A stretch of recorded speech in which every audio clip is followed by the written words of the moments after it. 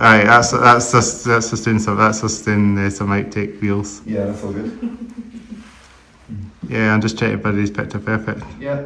Just make sure everybody's picture perfect. Nice. Aye, I think we're all good. Sweet. All right. Just. So nice, your hair short now. I know. You cut about a foot off my hair, so I've lost all the length. Did you have it longer before? Yeah, it's basically right down to the bottom of the back kind of thing. Good one, my little one too, you know. Yeah, it was. The thing is, if we went to a show, everyone at the festival was spared because normally if I windmill, I get like 2 or 3 people either side of me. Yeah, and I'm usually one side. Yeah, you're the one next to me, so you get the worst of it. I get that ow, ow, ow, ow in my eyes. It's fine. Yeah, that's us. You can just. I mean, our kids be off the plane all the time and not for coming on the podcast. You know, that's how long it takes to perfect sometimes. You happy with that? Yeah, I think we're all good. I think we're definitely good. Nice one. Thank you. Takes a while. We'll do our checks. Yeah. Lights on, cameras on. Exactly. Hats on. Big red light on. Yeah. We need to have some red lights in here. I think it would make it cooler. Shades are on. Shades coming on, so that would make it pure. That's it. Is that official? Are we live? Yeah, we've been live for a couple of minutes. So fantastic. Okay, sweet. We had some outtake wheels. That's the one thing. Yeah. So I'll just record just about some bits in before we start. You know what I mean? Mm-hmm. Just, we're doing that. That's us. I think we're doing our checks. Lights on, cameras on, hats off, ears down. Yeah. Skullmaiden in the house. Oh, thanks for having us. Thanks for coming on. Yeah, we're really excited. Going on episode 159, if that's the right number. So thanks for coming on. Yeah, thanks for coming along. Thanks for coming on the podcast. It's been really good to get you guys on because I know we've got a lot to talk about as well too. Yeah, I mean, it's like the stars aligned because I think we got in touch with we heard from you, and then you said, do you want to come on the podcast? And we said, well, as it happens, we're coming up to Scotland for a week. Yeah, so that makes total sense. Yeah, so we made the drive over to come and see you today, and we're really excited. Appreciate that. Appreciate you coming on the podcast. Yeah, it's really cool. How you doing anyway? How's things? How you? Yeah. Okay. Well, so I mean, personally, for the two of us, so Georgie, you're obviously our singer. Yep. And then I'm Adam. I'm the guitar player slash bass player. Okay. So we do something funky there. But we've just been up here for the week so far. We had a nice weekend at Wildfire Festival. That's brilliant. I've heard of that festival. Yeah. So they have a lot of rock fans, usually hard rock. Absolutely. Yeah. We saw a few bands that really blew us away as well. Oh yeah. We can talk about this during the podcast as well. Yeah, absolutely. Yeah. But yeah, as far as Skullmaiden goes, obviously our drummer couldn't be here today. Our drummer Tom, he's back down in Hampshire, doing something else. Yeah. But he's a UD student, so I think he's literally just finished his exams and he's now finally relaxing. He's taking a holiday break. But yeah, so what are we working on at the minute? We've got a couple of gigs coming up, which is fun. We're playing a festival in September. That's very cool. It's a little festival at a pub called The Hobbit in Southampton. The Hobbit. Yeah, The Hobbit is great. That'd be quite cool. Dude, that's the film like the Hobbits and stuff. If you ever get down to Southampton, definitely go to The Hobbit because that would be dope. It's really cool. It's like, it's basically like a TARDIS where you see from the front, it's this tiny little pub. You go inside and you go down like a never-ending staircase past the live room where they have the bands on, and then they have the massive beer garden that just goes down. They've got a castle in there. They've got a pizza restaurant. They've got that is dope. It's really cool. I'll go there sometime. Absolutely, yeah. So we're playing a festival there in September. That's going to be really cool. And then a couple of weeks before that, we're playing a show in. Do you want to mention the festival or? Yeah. Okay. The festival is. Are you asking me? I'm pretty sure it's Outer World. Outer World or Out of This World? Other World Festival. Other World Festival. So it's headlined by a lovely band called Rogue Awakening, and they're being supported by Rio and. Shout to them, to all the bands. Yeah. So I was going to say, so it's being headlined by a lovely band called Rogue Awakening, and then we have Rio and Cartoons Can't Die as sort of main support, and then I think we're opening the festival on one of the. Okay. Yeah. So we're the first band on as far as I'm aware, if not second. But it's going to be really good fun, and I think there's like 8 or 9 bands on that day, so it's going to be a really fun day. That's really cool. So that's on the 12th of September, and then on the 28th of August we're playing a show at Heartbreakers also in Southampton, which is a lovely venue. It's actually where we played our first gig. It's a really, really, really cool venue. Yeah. But so we're supporting a great Southampton-based band called Hale. They're like a sort of They're called Hail. They're like an operatic female fronted band. They're really, really cool. That's awesome. And then the main support on that show is a great band we've worked with before called Deity and Devilry. And they kind of do a similar to like Epica. They're operatic, female fronted, but they got like some harsh movies and it's definitely a symphonic metal. It's pretty cool. That's really cool. So yeah, that's what we got coming up at the moment. So gig in August, festival September.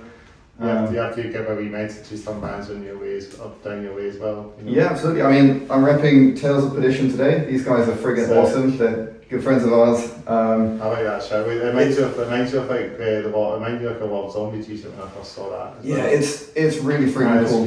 Hold Down the Hunter. It's from one of their singles they launched. They've got an album on the way in September. Got a riff on it as well. Yeah, it's really, really cool. Love this song, love this shirt. It's awesome. But yeah, Tales of Perdition, great band. There's a few bands down our way that are awesome. We want to give a shout out to Sacridium as well. So they headlined our first ever gig. We followed those guys for years. They've got a record on the way as well. So every band seems like that's really cool. Yeah, they're pretty busy. Yeah. At the weekend we came to a Wildfire festival because we saw one of our favourite bands, the Rattlebacks, were going to play. Shout out to them. Yeah, well, okay, so they're like a hard rock, heavy metal sort of borderline band, but they're really awesome. Again, they're called the Rattlebacks. They're based down in Brighton, but they came all the way up to Wildfire to play in One Lockhead. That's really cool. Yeah, so we wanted to come and see them, and as a result, we got to see a whole bunch of bands that really blew us away. So shout out some Scottish bands. Yeah, I was going to say some bands that we saw that were awesome. And I'll probably know these bands. Okay, right. Yeah, you'll probably know. So first one, Pyroclast. They absolutely blew us away. Pyroclast. Pyroclast. I think it's Pyroclast if it's pronounced. No, it was Pyroclast. Definitely blew us away. They were like a sort of like traditional heavy metal band kind of thing. They were awesome. I remember their bass player just had that kind of... I think I know the band you're talking about. Yeah. Yeah, it's a power metal band. So like heavy power kind of in between, right? Because they're from like Glasgow, aren't they? Yeah, they're really, really cool. They used to be called, they used to have a name before that as well, but we changed the name, but I can't remember what they were called again. And then I knew the band, I knew it's the same line, I think it's the same singer from the previous band, but I think they just did the rename change back. But I mean, I probably just stayed under that name now. So. But yeah, they were really, really cool. I remember we bumped into their bass player in the cafe, and we mentioned to them that like their bass tone was just insane. Like it was cutting through, proper like Steve Harris Iron Maiden style. It was super cool. And we saw another band, Eldvarg. Yeah. That was so nice. And we got to talk to them after when we were buying some merch from them. But they're like Viking kind of metal, aren't they? They were really good. Yeah, they were. I had them on the podcast actually quite a while back. Oh yeah? Yeah, quite a while ago. If you go back to previous episodes, I think I've had them on a year or two ago now. Nice. I think I've seen that episode because I was looking through the ball and I was thinking, That's really cool. I mean, I had them on. They had all the Viking stuff on, don't they? Like, Viking kind of call themselves like Viking speed metal. Yeah, there's. To be fair, we have a story about that. We bought a shirt from them. And That's sick. Is that the one we left? That's the one we lost it at the festival. Anywhere. We lost it at the festival, so we bought a t-shirt from them, which is great. Support the band, support every band, buy their merch. Support some Scottish bands. Yeah, but at the same time, we left the t-shirt somewhere and we don't know where it is. So it's a shame. But we got. What else did we get? Did we get a patch or we got no? They didn't. Do they get patches? What else did we get from them? I think we got some stickers. No. So Pyroclast, we got some stickers. Yeah. Eldvarg, we got a QR code from them, so we can have a chat with them. Right, yeah, so we need to buy more merch from Eldvarg. We need to buy more merch from Eldvarg. Because we're idiots. Yeah. But yeah, and then we saw, I think 6 Year Silence. 6 Year Silence, yeah. Do you know those guys? Yeah, I know them. Yeah, they were awesome. They absolutely blew us away. They played on the Friday. They were nuts. They were really, really cool. And then we saw 13 Screams. 13 Screams, they were so good. There were so many good bands there. It was awesome. It was really probably cool. other bands that have honourable mentions like Hollywood Vault and that were playing. Yeah. Hollywood Vault as well. They were playing there as well. I don't think we caught the sets they were playing, but yeah. Yes, they're my bass bands. Oh yeah. Yeah, you check them out. I haven't listened to them, but we're going to have to on the way back. You have to mention some bands for Edinburgh, go for it. I've represented an Iron Altar. I mentioned your shirt as we arrived. It looks so cool. Yeah, so Iron Altar, they're like an Edinburgh Strud metal band. Oh yeah? Really heavy. Nice. Seen them live plenty of times, seen them at local venues and stuff, like Barrowman's, Bancy Lavin, for Bell and stuff.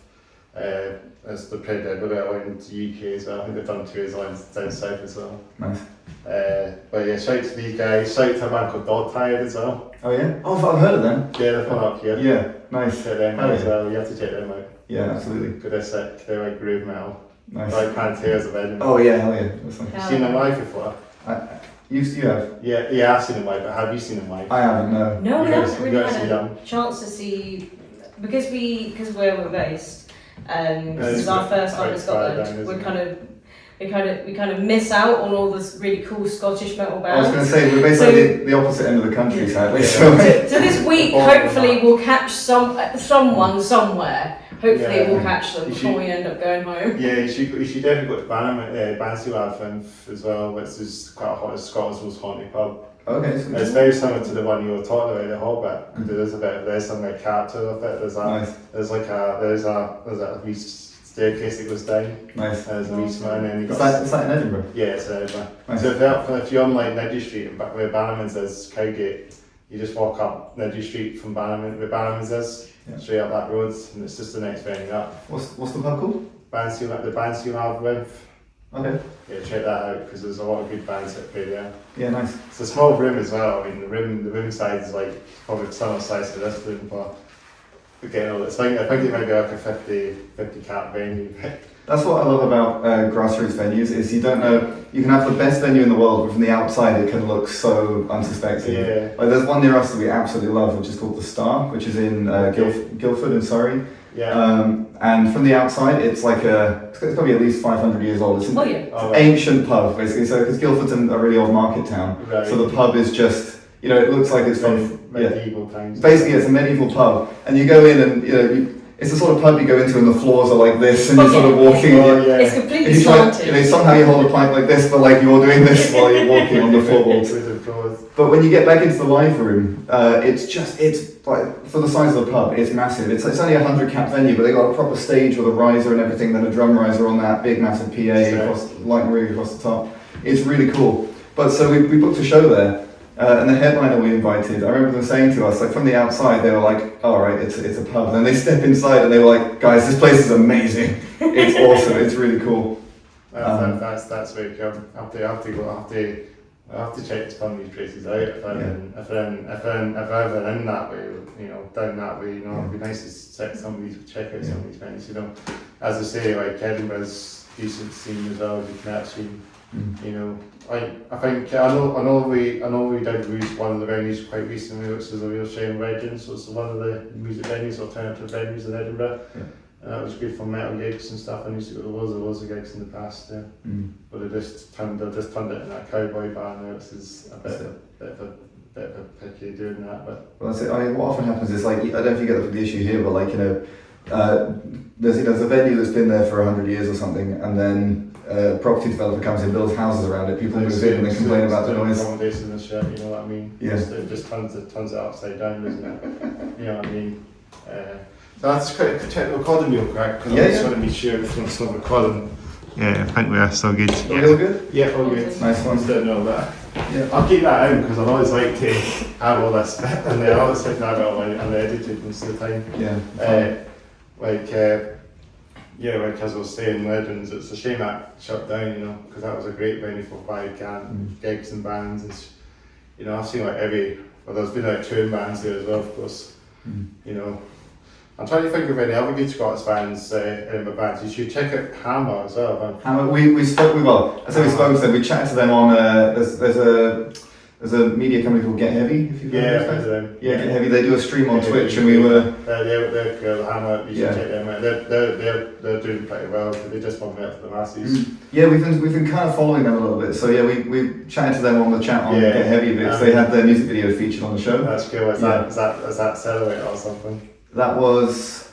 I can't remember. It's like Silhouette is a good one, I think it's meant to be about trades or something. Because the guy mentioned the guy. I remember the singer saying at one point he liked trains. I think he said that at one point. And I thought that was a good song. That's funny. I felt that song. Hammer, great. You should check them out. Yeah, I was going to say we do like Hammer. Yeah, I've been at a few of their gigs in the past as well. They did metal. As I say, they love metal to the masses. So pretty happy for them. Sadly, we couldn't I think we were invited to do Metal to the Masses in Bournemouth this year for the South Coast region, but the problem is timing wise. So recently we've lost our lead guitar player. Right. So. And the timing we got offered it, we didn't have another guitar player in place, so we had to turn it down sadly. That's so a shame. we're aiming to try and take part next year. And we were on holiday. Yeah. So we couldn't move it. Well, the thing is, it didn't conflict with the first date, but if we won the first round and were invited to a follow-up, like the quarters or semis or something, then it might interfere. It might interfere. But yeah, so this year was a bit tricky for us, but we were auditioning a couple of the guitar players. We're getting a new lead guitar player in, which is going to be fun. That'll be good. So. And it sort of coincides with we're going to start working on some new music as well. So we get new ideas in and hopefully make something. Yeah, cool. That's really cool. So since we're on that subject of music, you have a few music videos out there as well. Yeah, we do. So I was watching I was watching one now with the Pirates in it as well. Yeah, that was our second single, Highways and Seas, which now at the moment it's become probably our most popular song. Like if you go onto our Spotify or something, you see it's got like double the streams of our next best song. That's really cool. Yeah, so it's performing pretty well. I mean, we really like it. That song is basically a love letter to like Running Wild and like the first couple Ailstorm albums. Yeah. Speak for yourself. I put it as a love letter to Pirates of the Caribbean. Yeah, okay. Just purely because I love but that movie. There's an opening riff in that, which is just like the main sort of chorus riff is just I think that one started out actually that was a riff idea that I had lying around that was like a glam metal kind of like hair metal kind of riff, and all we did was give it some sort of like bouncy groove, and then suddenly it became a pirate metal song. And we were like, okay, we're writing a pirate song, guys. We're writing a pirate song. That's sick. That's pretty cool. What's the name of the song? It's called Highways and Seas. Highways and Seas. Skullmaiden. Yeah, definitely check it out. But that music video, we had so much fun. So we got my brother James. We got him involved to be the videographer for these videos. We filmed. So I should say we have an EP out called Dreamwalker. That was our debut. But for that we released 3 singles from the EP to support it. I made a music video for each of those. But so we ended up making 3 music videos, and Highways and Seas was the second one. And we had so much fun making that because I think we'd mentioned it as we arrived, but we filmed this at a local pond where they had like a sandy beach, because we were like, where can we go to get like a desert island in the south of England? You know, where it's all green, we need some sand, we need a beach. So it's like this place to the middle of nowhere. Yeah, basically. So we went there, it was a freezing morning, it was like February, March time or something. It was February. So the water was like almost freezing. You know, we arrived and the only other person there was this crazy lady in a wetsuit who was going to do open water swimming, and it was like 2 degrees or something. It was crazy. That's insane. I ended up laying on basically for one of the shots I had to lay on the very cold and wet sand. Yeah. And for the rest of the shoot, because it was like one of the first That was the things. first shot we did. George lying on the wet sand. I was like, someone towel me. Someone get a towel, please. I am wet, I am cold, and I need to wear this outfit for the rest of the day. And then it was just all these people just staring. Yeah, but so because it was a public pond, people like dog walkers and people just old people out for a walk in the morning. They were seeing all these all these guys dressed as pirates just walking around. We had like foam swords, and we had like inflatable parrots and stuff, and like really stupid props. Like that's in roleplay or something. It was basically like some kids laughing on the beach is what it looked like. But there was a scene in that music video where we basically had a big fight at one point with foam swords. I saw that. The wee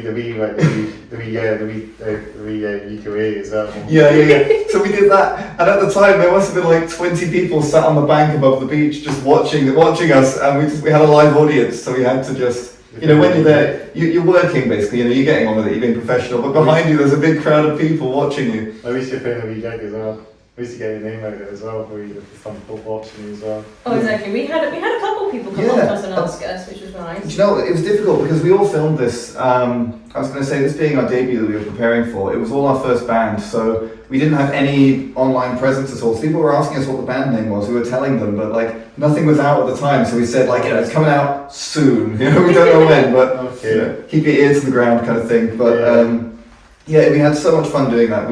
That was a big thing we wanted to do, is we put a lot of effort into that debut EP because we wanted to come out the door swinging, you know what I mean? We wanted to have something to show for ourselves.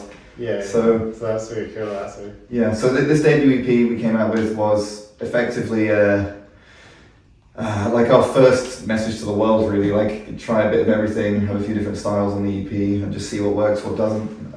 So obviously you've got Highways and Seas, which is, you know, like sort of trad metal, kind of power metal crossover with sort of a pirate theme to it. Yeah. You've got Until I Sleep is that was our debut single. Yeah.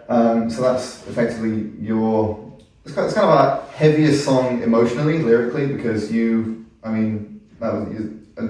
let you talk. Until I Sleep is very special to you. Until I Sleep was basically my baby because I basically during lockdown I had a couple of song ideas and I was like, Adam, what do you think of this? And he went, there's something there. And then I was like, okay, so basically what we're going to do is we're going to write a song about the fact that I'm scared of dying. And it's going to be really cool.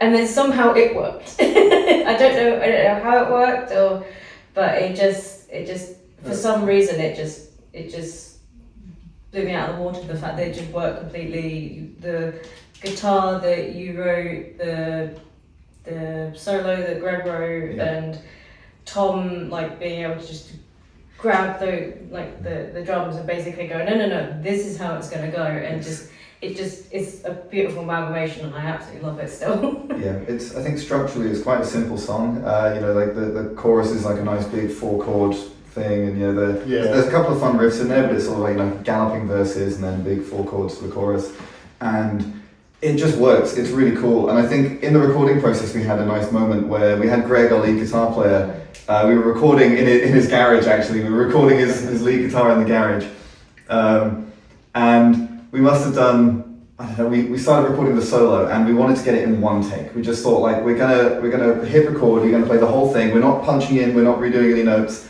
And I think it was like take 1, just warm up, okay, we're figuring out how it works, fine. Hit record on take 2. He played an amazing solo, he hit an accidental harmonic that he didn't want to be in there, a big sort of squealing sound in the middle of the solo, and just everything sounded so raw and natural, and he wasn't happy with it. Right. And we'd done a few more takes with him, and then we realised that actually, looking back after we listened to all the takes, that second take is the one that we stuck with, and that's what you hear on the record, is just, we'd hit record, let him go, and that was just, it was flawed, but in a good way. It's, like a good guitar solo is, it feels human, it feels very fluid, and... You kind of want to get your first or second take, because they're not one of the best ones anyway. If you keep doing other ones, I feel like you're just going to have to retake them again. That's what I mean. Exactly, and the thing is, because he did that solo, I think that's the first song we completed as a band, and so in like the months afterwards when we were getting ready to launch, I think we revisited this a couple times and we were thinking,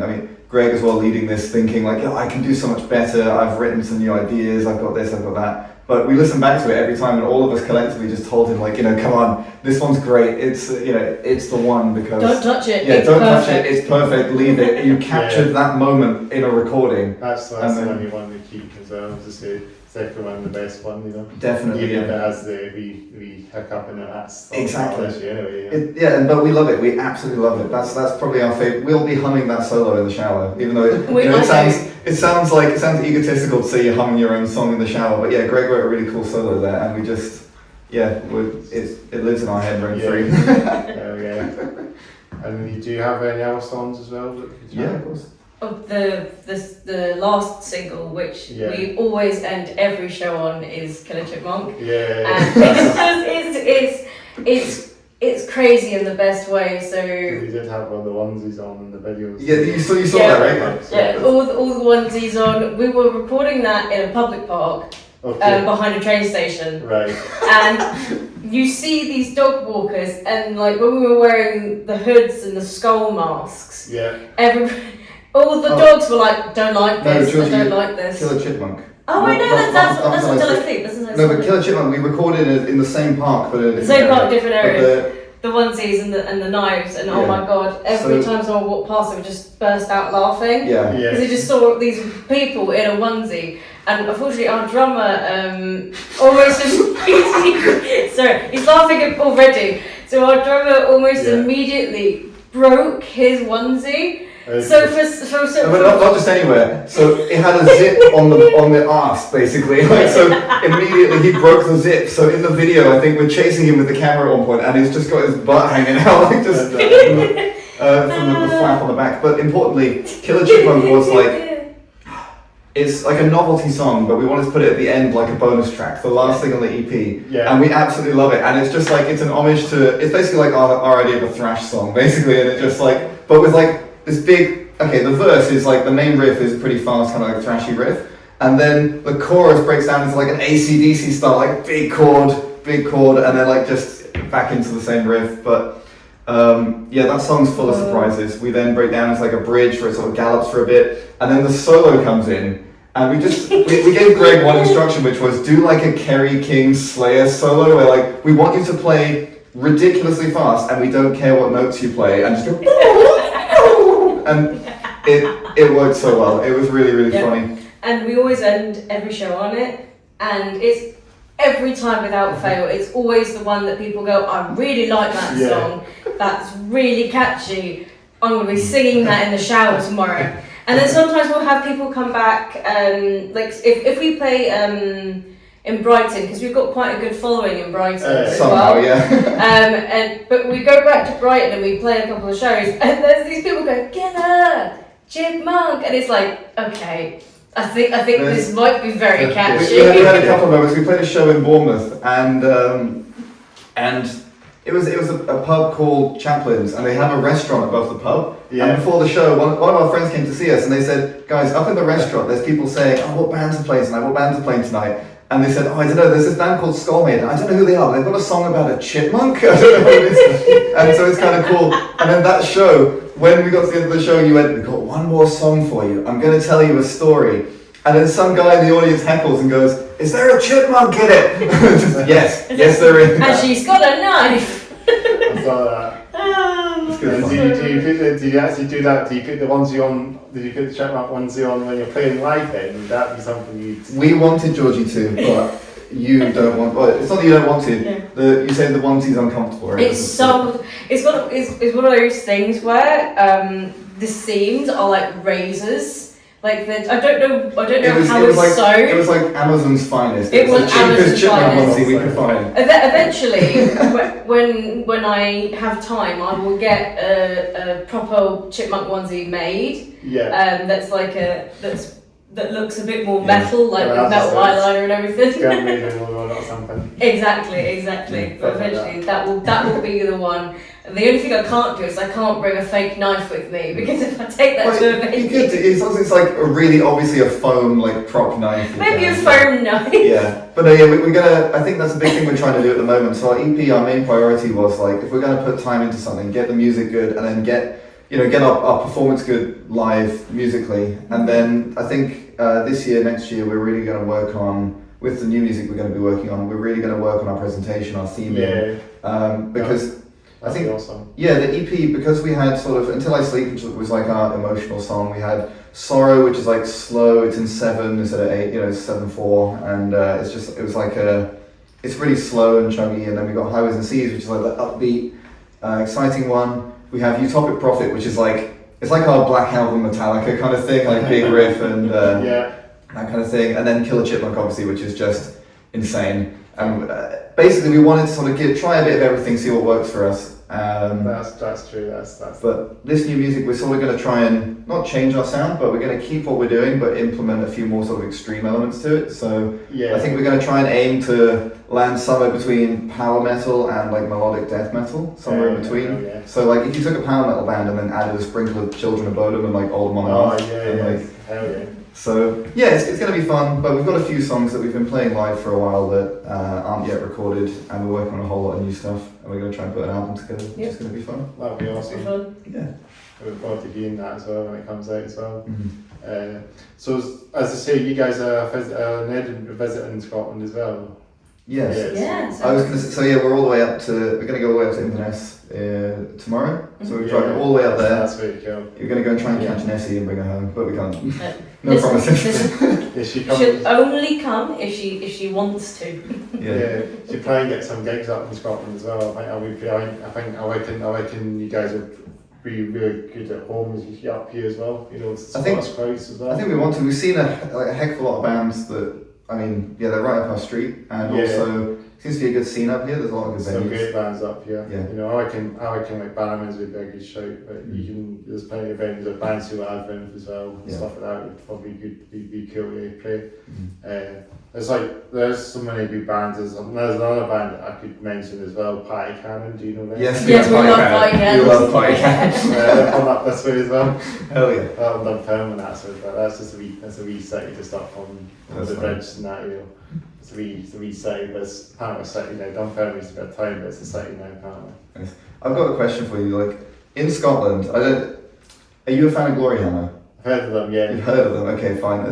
Basically, I was just thinking, like, have you listened to much of them? A wee bit, yeah, just not as much. Like, that. because their theme is basically just Scotland in space. That's like, That's or lyrically, their entire theme is just Scotland, but it's in the past, but in the future, and it's insane. I was just wondering if, it's all good. I was just gonna say, like, in Scotland,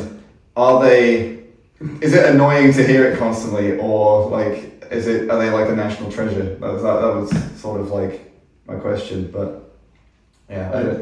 Interested about that. I didn't know about Glory Hammer doing stuff like that. Yeah. You should. I recommend checking them out. They're like, I'll have to check them out. they're like, they do obviously Chris Bowles from Ailstorm's like the guy that writes a lot of their music, and Oh, really? he's like, from the Ailstorm Melody Scott. yeah, they are, yeah. But like, I think he's at the point where I really respect him, where like he just, whatever's in his head, he just makes some sense to the label, and the label green lights it, and they ship it, right, you know? Oh, the Dog album. Yeah. Where they Stuff do like a dog version of a normal album, and it still sells just as much. Yeah. But, yeah, I love Gloryhammer in that they take cheesy power metal and they do like the Steel Panther thing where they just push it to the extreme, you know, they just take it as far as they They can. take it to a bit of the hair metal as well in a way, because I think power metal has got a bit of that, you know, high pitched screams and you know, Yeah. it's a speed metal, you know, a bit of thrash, you know, so high energy, you know. Absolutely, yeah. So I think power metal is kind of good to mosh as well. Absolutely, yeah. Yeah. And it's proper like fun party music. It's basically pop music for metalheads, you know. It's good. Because I know everyone knows talking about. I know the hair metal used to be the thing, like the pop metal back in the day. Yeah. But I think power metal's kind of taken its place now. Definitely. You know, because I know it's more about the medieval kind of themes and stuff like that. You know, like castles and all that. You know, but you know we do like these big long suits and these like medieval outfits, like kilts and stuff. Yeah, it's good fun. It is good fun. I think, at least me personally, like I feel a little bit like I'm one way and the other way. Like I'm a huge death metal guy and I'm a huge power metal guy, and I unashamedly love both equally. You know. Yeah, that's it. Do you ever have a wee mention what power metal, what death metal bands you like and power metal bands? Oh, dude, we found a CD of theirs in Glasgow yesterday, but I'm a huge Bolt Thrower fan. Do you like Bolt Thrower? Yeah, I've heard of them. Yeah, they're awesome. Probably one of my favourite bands, if not my favourite band. I mean, there's a shame they're not going anymore. But No, it's a real shame, but I really respect their reason for stopping. I think the drummer passed away, and they just said, we can't, you can't replace him. His family, and just it's a shame that these bands do stop. yeah.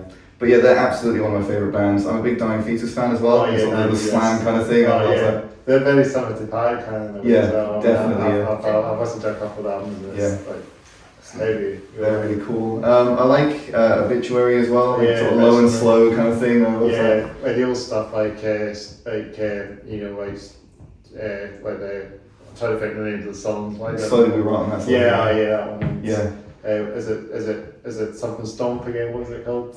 Oh, Right now. Redneck Stomp? Yeah, Dude, yeah, that's awesome. That's a good. Instrumental as well, I think, that song as well, which is like... I mean, I love that. That's one of my favourite Yeah. songs. It's got that really cool. It's quite really catchy, I'm trying to think, off the top of my head, like death metal bands. Dude, crossing over like power and death metal, I love Monomath. I'm a huge Monomath fan. Yeah. So we have a song that we've written that, I guess we can say the name, like we play it live all the time. Yeah. So we have a song we've written called Hallowed Ground. And it's basically like a love letter to the first couple of Monomath albums where you've got like that like tremolo picked like melodic line and then like chords underneath it and Monomath are really good. That's they're quite a lot of the death metal. Exactly right. And then I guess the biking metal in there as well. They're quite unique. But so that's the thing, we're trying to like blend a few extreme ideas into power metal and seeing what comes out. Because Georgie, you're classically trained, you're an opera singer, right? I am I'm an opera singer through and through, so. Oh, that's awesome. I do a mix of quite a few different voices, so even though I can do opera, I do a lot of rock and pop vocals as well. Because it tends to be that when you do operatic training, you have to train like all the octaves of your voice. So I have like a 4-octave range. So I go all the way down and all the way up. So it makes it a little bit easier to sing other genres of music as well. Yeah. And also, you're not a one-trick pony either, because we got a song, Utopic Prophet, which is on the EP. When we play that song live, if you listen to the EP, you'll hear like a lovely, beautifully sung note as the last note in the song, last word. And then when we play that live, you're starting to do like this like hardcore punk shout scream kind of thing, and it's like it floors people. It's really, really cool. It's awesome. Yeah, like there's a couple of bands that come to mind actually, hardcore punk bands, you know. I mean, how can I not mind them? My mind's go blank for a sec. My favourite hardcore lady there's a lady in a band called Buggin', and she is awesome. If you get a chance to listen to them, they're amazing, and she just blows everybody out the water. Like, her voice little is lady, amazing. huge voice. Huge voice. Huge voice. Really, really cool. Well, That's awesome. There's some like local hardcore punk bands from here as well. Trying to think what ones come to mind. There's Motherhill. I had them on the podcast quite a while back, and there's actually a very cool hardcore punk band. I think they're getting quite big now, but they're doing pretty well actually. Just trying to think what they're called again actually. Right, so they're quite good. There was a Scottish band. I went to see I think End It in Speed or something down in Bristol, and there was a Scottish band supporting them, but I can't remember their name. But yeah, they do slip out your mind, these bands. I know. The thing is, there's so many, and like when you're on the spot, you got to try and remember them. But I like that as well. This is the thing. We kind of like a bit of everything, and so we're trying to make heavy / power metal, but also like accommodate all the other styles that we like in just in little ways. I can't say anything. I'm a new metal kid, so we need to have like a song like a new metal bounce riff. No, I'm a Corn, Limp Bizkit kind of vibe. I don't know, when Biscuit cover or something. Yeah, that'd be quite cool. Yeah, we're cooking a couple of covers as well. That's good. what we're gonna do. Maybe people will impersonate a lot of the new metal kids again. You know, bring back all the baggy pants and all that. And I don't know if that'll fit us relatively, but it's a funny idea. But I'm trying to think. Yeah, it's like bands. To be fair, there are some bands that it's hard to, if you want to pull influences for Skullmaiden, it's kind of hard to find ones that sound exactly like us. But you're settled into that sound once you started to pretty much. Yeah, it's we really like 3 Inches of Blood, if you know those guys. Yeah, absolutely love 3 Inches of Blood. We went to see them live. Like power metal as well. They're like power metal. Yeah, they're sort of like between that sort of heavy and power metal, aren't they? They're like power metal without the cheesy synths. And, without the backing tracks, that kind of thing. Yeah. But yeah, they're an awesome band. Obviously, they're Canadian, and we were told by one of our friends that they reformed and that they were going to play a show in the UK. So they were doing like a warm up at a show in London before they were playing some festival or something. That's really cool. I think it might have been Bloodstock or something. Yeah, like something like that. Yeah. But so he told us like, you guys have to get tickets. We checked, they weren't that expensive. We're like, right, we're going. I don't care what we're doing. We're cancelling it. We're going to that show. But the funny thing is, our first ever gig wasn't that long beforehand, and we played with the main support band on that show was a great band called Cutlass. Definitely check those guys out. They're really cool. But they're like a pirate metal band, very Running Wild. So we played with those guys. We went to the show to see 3 Inches of Blood, and in the audience we started seeing people like, is that the guy from Cutlass? Is that the guy from Cutlass? And like half the band were there in the audience. They're chilling there. And then the support band came on, and it was the other band of one of their guitarists. So we saw their guitarist on stage, like, I know that guy, and he came up and talked to us after the show, and just it was nice. What was that band gonna do? It was Primitai, I think. Primitai. Primitai, because Cutlass, Primitai, and Power Surge is the Surge is the name of the guitar band. So we went to see. So Cutlass supported us at our first gig, great band. But we went to see 3 Inches of Blood, and the support band that night was Primitai, and then Surge, the guy that's in these two bands, was also in a band called Power Surge. That's awesome. So but it was such a small world moment where there's a lot of bands that do play big bands they come up and they just chill in the audience, you know, Yeah. like randomly. That's it. Well, it felt so cool because our first show, you know, we sold like 40, 50 tickets or something, which was that felt good for us. It was a 100 cap venue, and like for our first show, we felt we did pretty good. I mean, a lot of bands do that. A lot of bands just, you know what, like the bands that play local grassroots venues, they see the bands in the audience, they're like punters, you know. Yeah. That seems to be the final the grassroots scene. Exactly. That's the thing, right? When you're in a band, you're not playing to the scene. You are the scene. You're part of the scene. Do you know what I mean? Like it's good, right? Like it's good etiquette. Like if you're playing a show and you're in a band, you know. If you're in a grassroots band, I guess it's more like grassroots bands that probably do this more than the big tier bands. Yeah, of course, right. But that's what I mean. Like if you're playing a pub gig or you're playing like a small club or something, if you finish your set and then you get in the audience and you support the other bands and be there for their show, that's the most gentlemanly, like that's good manners, good etiquette thing. That's what you want to do. I know the thing is you have to put your stuff away when the other band's setting up. So absolutely. Yeah. You would have to miss a couple of songs. So that's the way it is sometimes. From day zero, we had a really good rule about this. Where like there's 4 of us in the band. Yeah. So as soon as our set finishes, we all pack away our stuff. Georgie, you go straight off to do merch because you don't have that much equipment. And also to be fair, I do grab some cymbals from our drummer Tom. Yeah. And then I run to the merch stand. So we have someone on merch who's always there to talk to people, see people. Yeah. But then when the other bands are on, we always try and have at least sort of 2 people from the band always there in the audience to watch the other bands because it's just good etiquette. You know what I mean? If you don't have to run off, sometimes it's unavoidable. Sometimes you got to go. Sometimes you got to get a train, like whatever. Yeah. But if you can avoid it, then be there for the show, be there for the whole thing, support the other bands, and just because sometimes sometimes it can't be helped, but. Sometimes you go to a show, you see a band, and like the crowd's good, and then everyone filters out into the beer garden or disappears or something, and then the next band comes on and no one's there, and it can feel bad sometimes, you know. You talk about that. There's a band called Regicide who's literally just won one of the Metal to the Masses. Yeah, Regicide are great. Things. I don't know which one they were going for. But we played a show with them at the Hobbit. That wasn't that's the and I'd seen them at Breaking Bands Festival, which is another grassroots festival. It's now called like Ascendancy Festival or something, I think. Yeah. Oh yeah, it's now called something else, isn't it? Ascendancy Festival. Ascendancy Festival, and that was near Birmingham. When I saw them then, and I went, "We've got to book these guys for a show that we're on because honestly they're amazing." And throughout the whole night, I was like, I'm just waiting for them to play. And they started playing, and I was like, I'm stuck behind the merch stand. So I was just 2-stepping behind the merch stand because I was so happy. But so yeah, we had a show with Regicide, and I think was that Fracture Point as well on that show. Fracture Point. So Regicide and Fracture Point, and which are also lovely. By they're lovely, but yeah. So Southampton's a bit of a strange city for music, where sometimes the draw is kind of difficult. Some of the venues are a bit out of the way, so Southampton's like through the bottom of the map, as they say. It is, yeah. It's like you land in the sea if you go any further south.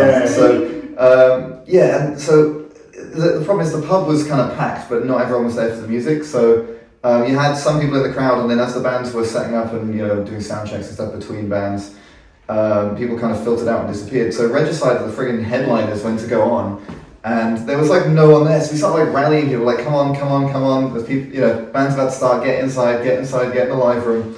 I mean, to be fair, in hindsight, they didn't need our help because as soon as they started playing, the room packed out. Like it's one of those bands, like when you hear them, you're like, I've got to get in there. Like you hear it and you think, okay, these guys are seriously good. Yeah. They must be tight then. Yeah. They're super tight. They're really good. But the thing is, it's like kind of shows that etiquette where like we always try and make sure that at least even if no one else is, we're present in the room. We're always there.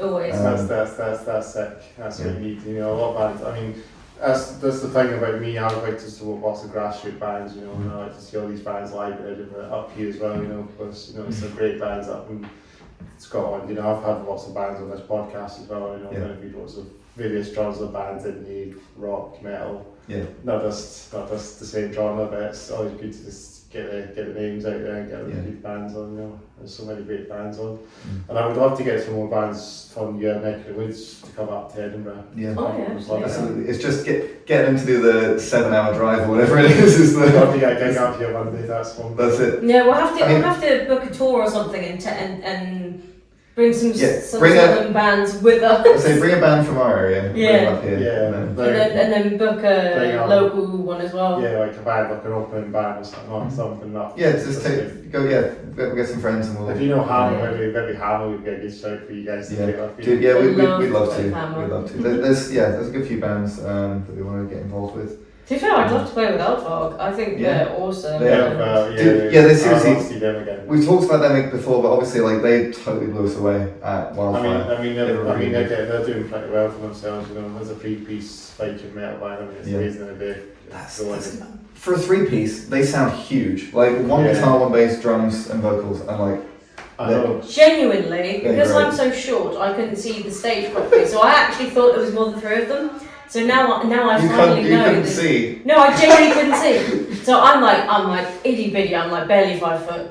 So when you've got all these 6 foot plus dudes in front of you, like watching the show, I'm there like I can't see. So you had a good view of the shoulder blades of the guy in front of you. Yeah, literally, and that was about it. But even then, I could still hear them, and I was like, and I genuinely thought there was more than 3 of them. So the fact there's 3 of them, I'm even more impressed now. Yeah. I mean, that's such an amazing band, you know.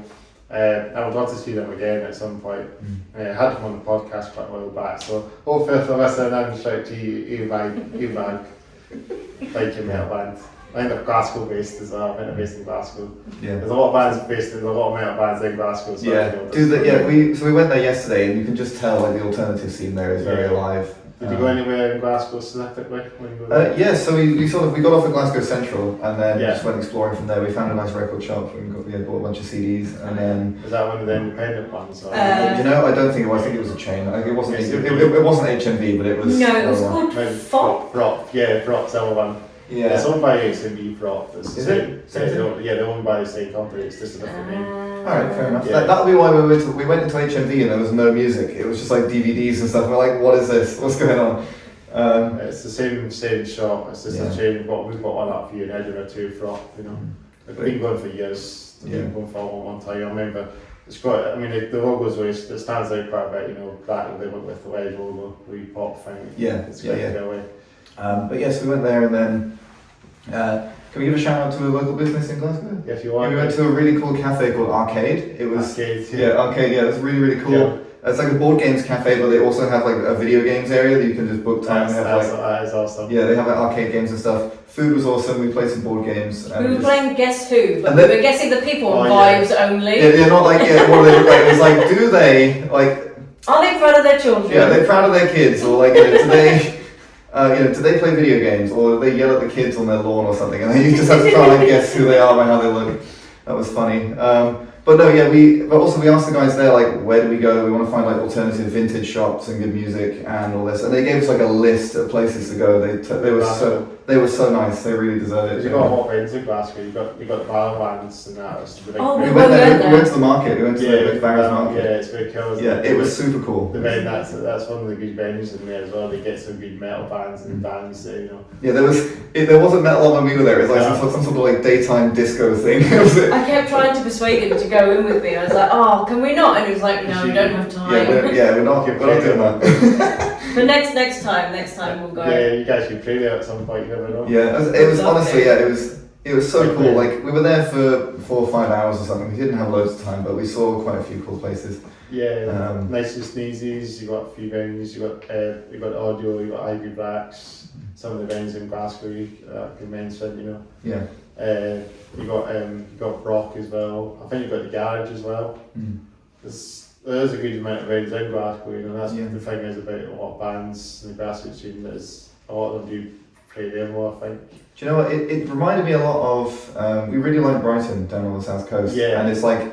To us, it feels like the alternative capital of like where we are. Basically, you go there and you get that vibe from the place. And Glasgow feels a little bit like that. It feels It feels bigger. It's definitely bigger, but it's got that same energy. Like everyone there's just such a high concentration of people that just, you can tell they're just like alternative people, alternative independent businesses, and That's awesome. it's really cool. I reckon Brighton has a big meetup scene already. It does, yeah. Does It it? Yeah, it does. And everybody knows everybody in Yeah, Brighton, That's so good. it's really fun because you'll be walking down the street and you'll just see someone and go, I know that person. Yeah. And you're just like, It's hey, kind of you're going small to world, insert such and such show, Well, I know this such and person on such. this band and stuff, you know what I mean? Like that kind of thing, you know, for this band and that band and so on. Yeah, I think Absolutely. Brighton has a really cool venue. Our second ever show, we played in Brighton at a venue called Dalton's. Dalton's. Yeah, Dalton's. Yeah. And it's Dalton's in Brighton. It's right on the beach. Like, as in, you get off the sand and you enter the venue. It's completely insane. That's it. And it's like under the pavement above the. So you have like the promenade and like the pavement to the side of the road, and then you walk down the ramp and you go inside the venue. Oh, is it? And it's right on the beach. It's a big kind of venue and stuff. It's kind of, and it's so cool. It's really, really awesome. It's how many people? Maybe 200 capacity or something like that. 200 to 300. It's quite big. Yeah, it's a decent sized venue to be fair, and like they got a good bar. Like if you're a band and you can play there, the green room is great. They've got an actual proper green room, which is nice, and the stage area is awesome. PA is great, and people there. That's cool. People- Shout to Dalton's. Yeah, shout out to Dalton's in Brighton. Pick People up there are two great. other Brighton places. So you've got the Pipeline, Yeah, Pipeline is great. which is essentially like a mini venue. It's Alright. it's similar to this size room, Okay. where it's There we like go. very few people can fit in it. But when you go in, it's always packed. Yeah. There's so many cool bands. Something like that play that. there. Bands you have with in Brighton and Yes. Oh, absolutely.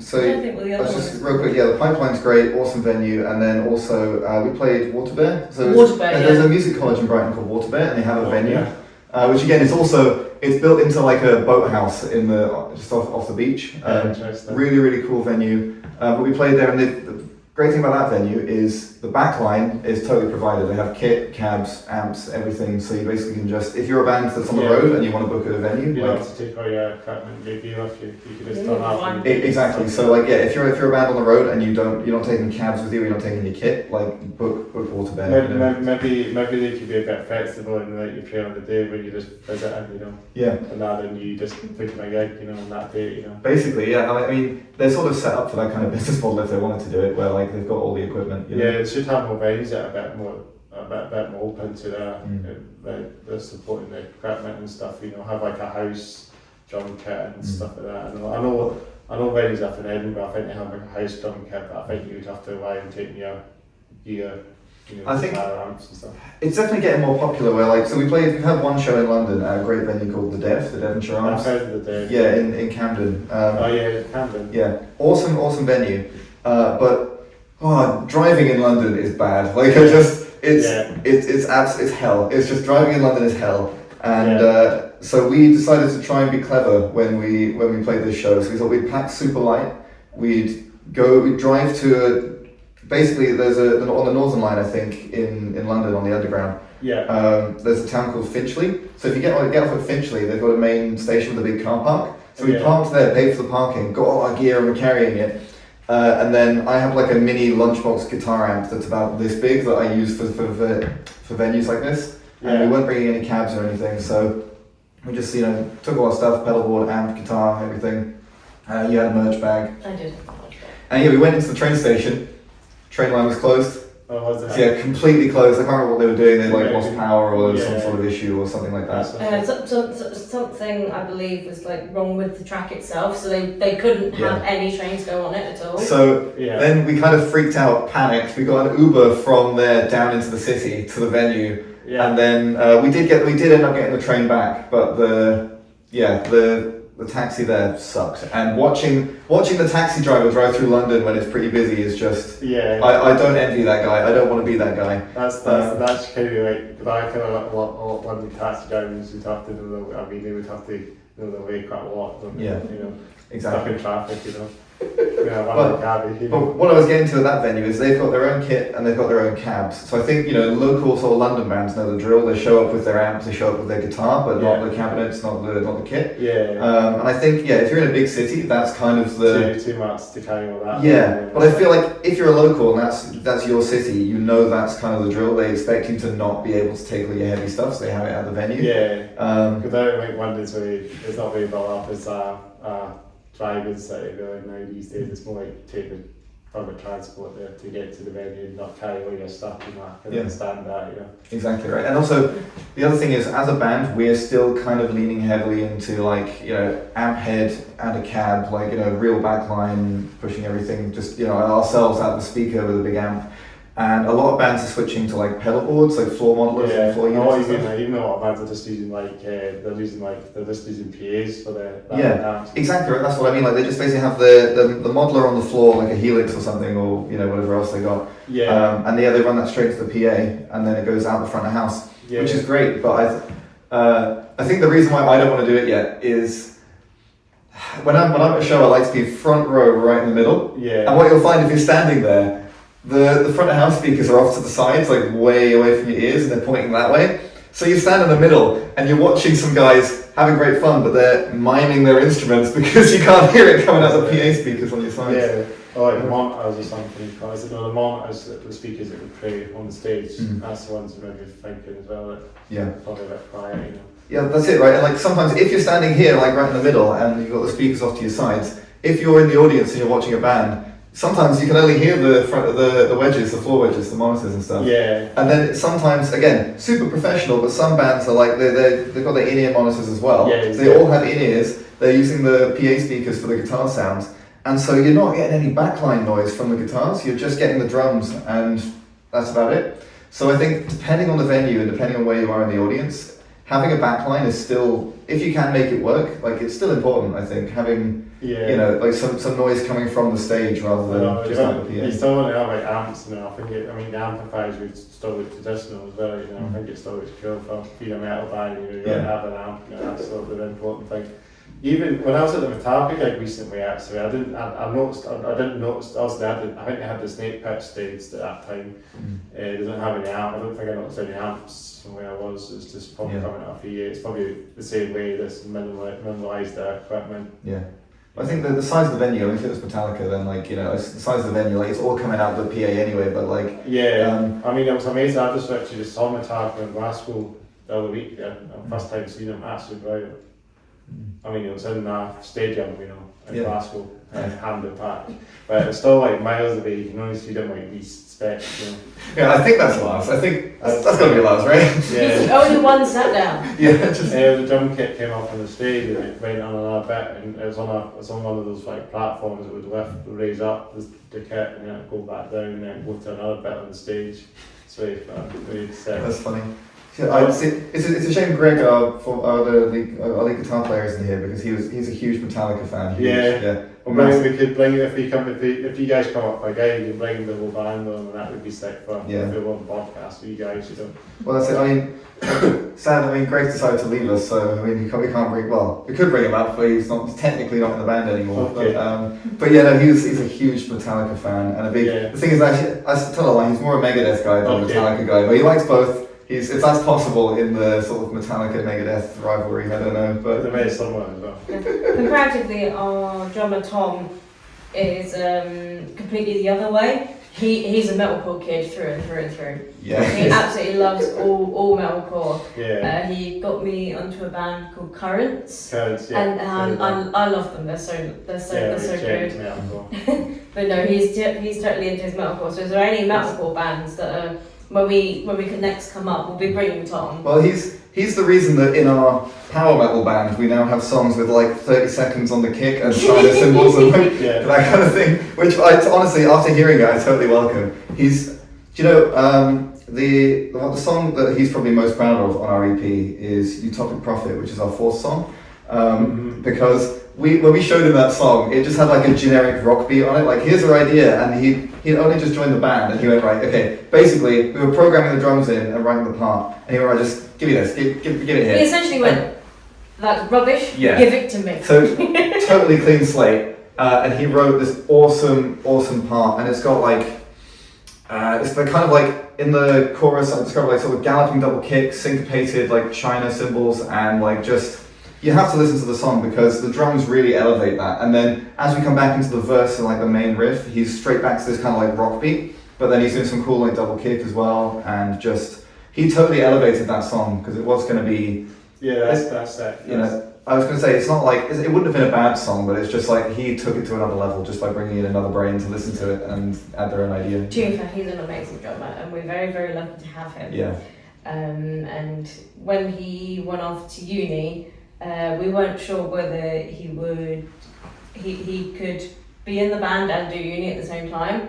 And he's like, no, we're doing it. We're going to make it work. And I'm so glad he did, because he's amazingly talented. I'm looking at you. He's amazingly talented, and we worked really well as the three of us and the four of us when there were four. Yeah. We get on like a house on fire. Just because I think we've all got personalities that just mesh really well. Because I think importantly, I think we said to you before, but you know, Skullmaiden was all our first band. We hadn't really been in a band before, so so I guess the formation of the band was like Georgie and I. We decided to start working on music again. And then we reached out to just find anyone to play music with, really. And we actually reached out on a Facebook group. So I made a post on like musicians looking for musicians. I posted like one for like Hampshire and Surrey or something. And then Greg, our former lead guitar player, he reached out to me and went, hey, you know, I'm looking for people. I went over to, well, actually we went to a jam night. I tell you this, as a guitar player, I'm mostly self-taught, or I had lessons, but I never did like my grades, and you know, and I was never a guy for like open chords and blues solos and stuff, you know? And so obviously Greg didn't know me, and we were both pretty young, so like we decided to meet in a neutral space, which is we go to a jam night together at a pub. And I'd never been to a jam night before. Yeah, kind of, but like it was just like, it's like a blues jam night, right? Yeah. And so everyone there was playing 12-bar blues all night long. Yeah. And I had no idea what I was doing. I died on my ass on stage. Like I went over with my guitar and I didn't know what was going on. And the guy pointed to me like, you can solo now, and I just went, no, you got another go. Basically, it was real bad, but like, the trial by fire meant that we met Greg, and yeah, he turned out to be really awesome for us. You know, he really added a lot. And yeah, and then we found Tom because we realized, okay, this is getting serious. We need a drummer, and we used a website called Bandmix, which is basically like, it's basically like Tinder but for bandmates. But yeah, so we used that, and yeah, bumped into Tom, and yeah, I remember the first time, I think I went out with him to just jam with him to see if he was, you know, sort of gauge and see how he was, and in hindsight it didn't look great because the rehearsal room I booked was on like an industrial estate in the middle of nowhere, and like there were no lights on outside, it was pretty late, so he arrived, I think his dad came with him or something to drop him off with all his drum gear, and at the time Tom was like 18, 19 or something, and I was like 22, 21, something like that, like we've known each other for years now, and like the band's been going properly for like a year and a bit, but we've spent, you know, we've known each other for a while. Yeah. And but so at this point we were both pretty young, and so I felt bad for his dad, like driving to like this industrial estate in the middle of nowhere, like dropping your kid off, like off you go into the scary industrial estate, Tom, off you go, have fun. I'll pick you up in a couple hours. To be fair, you're the most teddy bear person. Yeah, I know. Yeah, but so this guy just is the nicest person you'll ever meet. Like genuinely, he will do anything for anybody, which means that every time someone new meets us, they're always his best friend almost immediately because he's just so nice to everybody. But so after a couple hours with Tom, we were like, okay, this guy's great. We spent a couple hours just jamming like death metal songs and whatever, and like, because he said, yeah, I'm into like my deathcore and stuff. I was like, okay, let me try this riff on you, see what you play. Yeah, we had loads of fun, and then before we knew it, like we invited him to join the band, and yeah, here we are now. So that's awesome. Yeah, but also, don't let this guy fool you. He is also very, very talented. Me? Yes. Oh, I don't know about that. It's just, but we haven't talked about my special thing. What was guitar and bass at the same time. You mean your special ABY? Yes. So technically, I'm the guitar player and the bass player for Skullmaiden. And now Greg's left us until we get another guy in. I'm the only guitar player apparently. That means I'm the lead rhythm guitar player of Skullmaiden. The title I shamelessly ripped off one of my mates. And yeah, so the way I work it out is I stole the idea shamelessly off one of my friends. He was in a black metal duo based down in Brighton, and it's just him and a drummer. And so we went to see him play, actually at the Pipeline, one of the venues we mentioned, this tiny hole in the wall. And he showed up and, pulling out like the boot of this car, he pulled a massive bass amp for like bass head and, guitar cab, guitar head, guitars, pedal board, everything. His pedal board was about this big, like an A2 sheet of paper. And we're like, where's the bass player, what's going on? He starts playing, and the sound you get from like one guy with a guitar was just insane. So what I asked him about it, and he basically told me the magic trick. He broke down a signal chain for me. And so what I do is play one guitar, like a normal 6-string tuned to what a C# standard are, just the tuning that we use for guitar. And all I'm doing is I'm basically mirroring what I'm doing on through a bass amp, basically. So I run into an ABY, which takes one signal, splits it cleanly into two. And then I have my tuner in front of that so I can stay in tune and I can mute the signal if I want to. But all it does, guitar signal goes into a tube screamer, overdrive pedal, and then maybe an EQ, and then just noise gate straight into the amplifier. So guitar signal, pretty normal.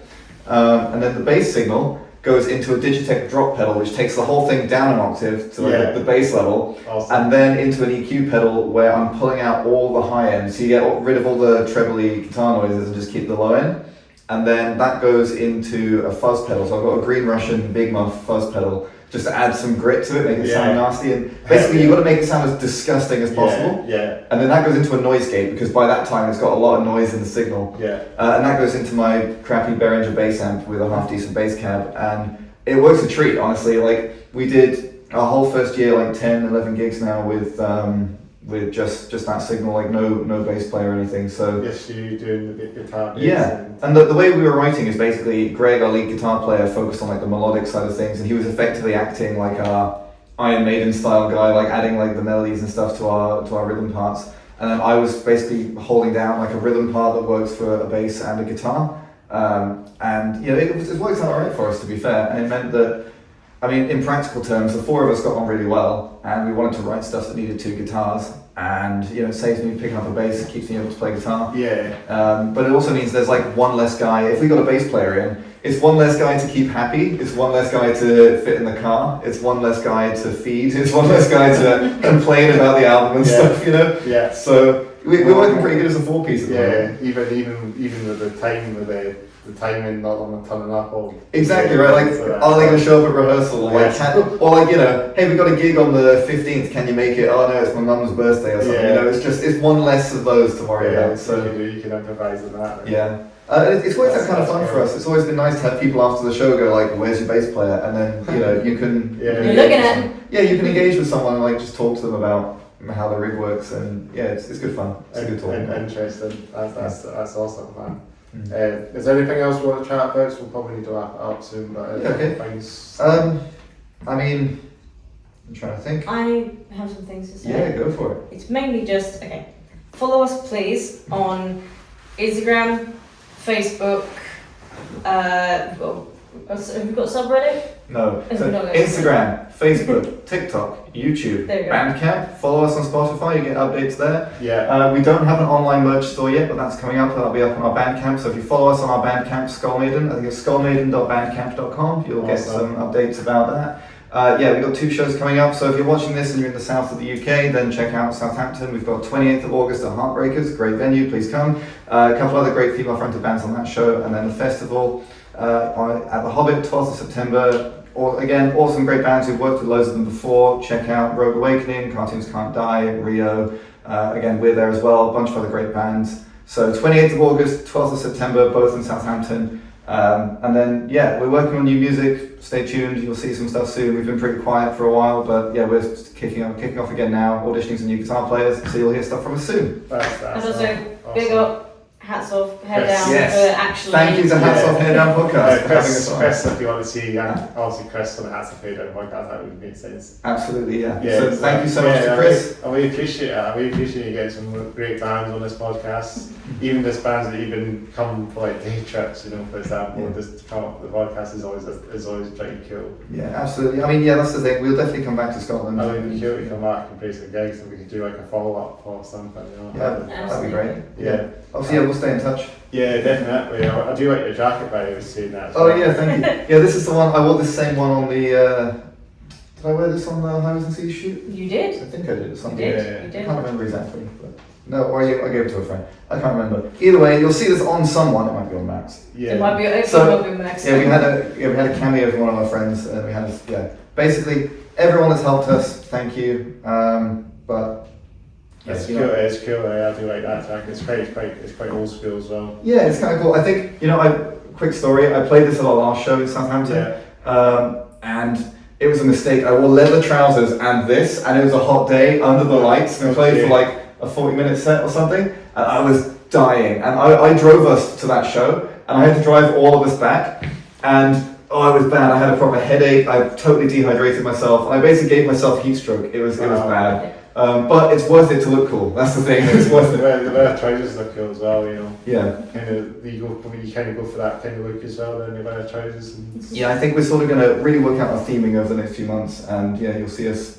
We're sort of going to aim for that kind of like medieval power metal band kind of thing. So lots of leather and lots of. That's a cool fit. That's a cool trip as well. Having that vibe, you know. Yeah, nice.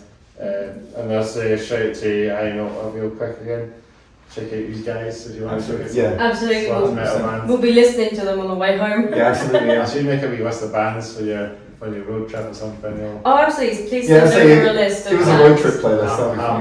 Hammer, you can check out Hammer, Yeah. Cannon, Yeah. Dotad, I'll have to list all that. I'll have to think of some more of them, all these Scots bands. I guess you listen to A-Bag as well. Yeah. A-Bag. Yeah.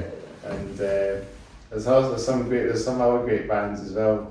Checker's Gun as well from Edinburgh too. You should check them out. Checker's Gun. I think that's how we pronounce it. Yeah. I'll butcher that name, but check them out as well. They're pretty interesting because they just won Metal for the Masses in Edinburgh recently. Nice. So you might want to check them out. They're big friend bud stuff. Shout out to Checker's Gun. Check the rest of them. Edinburgh based. I think they're kind of thrashy as well, but they've got some very chunky guitars. Check out a band called Der Serpent and Rot Sailor as well, two thrash bands in Edinburgh as well. They're doing pretty well. Primitive Vices as well. I think that's another band, so it's another sludge band, doom band. There's a band called Big Iron as well. You've heard of them? They might be kind of hard rocky kind of sound. Yeah, I mean, we're open to everything really. Yeah, I'll give a lot of these shout outs as well. I guess Yeah. if you listen back to this podcast, sometimes I'll just get some random name drops to some random bands in Scotland. Catalysis, you should check out Catalysis, the band called Catalysis from Dundee. They're really good as well, check them out. Awesome. Check out, I mentioned some death metal bands as well, real quick. Yeah. Render Sunder, Rats Cadaver, Brain Bath. Brain Brain bath. bath, we Wait, know. okay, right. Fun fact. Brain bath. I think your guitar player lives opposite my grandmother. There you go. Yeah. I think it is. Without wanting to dox someone and tell them where they live, like. Okay. We're not going to say where she lives. But genuinely, her neighbour is, I believe, the guitar player from Brain Bath. That's awesome. So yeah. Well, shout out to Brain Bath. I'm surprised that's not another band you could mention, you know. I'm surprised you know them. A brilliant band as well. They're brilliant live. I've seen them live a few times. I'm trying to think of any other good death metal bands. They'll come to me probably after I finish this podcast. That's right. But I think we'll follow that up. I think so. Just to follow that up completely. Thanks again for listening and watching the Hats Off Fade Down podcast. Episode 15, I think it's 159 with Skullmaiden. Yeah. I love the name anyway. It sounds like Iron Maiden in a way as well. Absolutely, yeah. Skullmaiden. Yeah, so make sure to like, comment below, subscribe, hit the bell notification, share the podcast out, follow me on Instagram, on the Hats Off Fade Down podcast. I really take Instagram's really picking up a lot of momentum. So please follow me on Instagram, spread the word out. Get some more great bands to come on this podcast. I would appreciate that. And then I got my other YouTube channel as well. So I put my video games and my gig stuff as well. It'll be Save Headbanger. So if you want to check out that channel, I appreciate that. That's a slide as well. And I think that's probably about it. I think the last thing we'll do is we'll do some fist bumps. Yeah, absolutely. Boom. Yeah. Thank you, Chris. It's been an absolute It's been pleasure. a real pleasure, guys. Do you want to do like a wee outro or something before we wrap it up, or do we just? Cool. I mean, yeah. Thank you for listening. Thank you for watching. Please check out Skullmaiden. Please check out Hats Off Hair Down podcast if you're not already following. Yeah. So just keep following me. Keep it going. We'll get to 200 episodes. Fantastic. That's the next target. Next target's 200. Yeah. Or 666. 666 when I get. Exactly. Yeah. I'll take a while, but we'll see how it goes. But I'm just going to sort of lock up the camera. Yeah. I realise this is not recording. I realise I'm probably got enough space in my phone, so That's it. I think it's going on for a wee bit. I'm just going to say signing off now.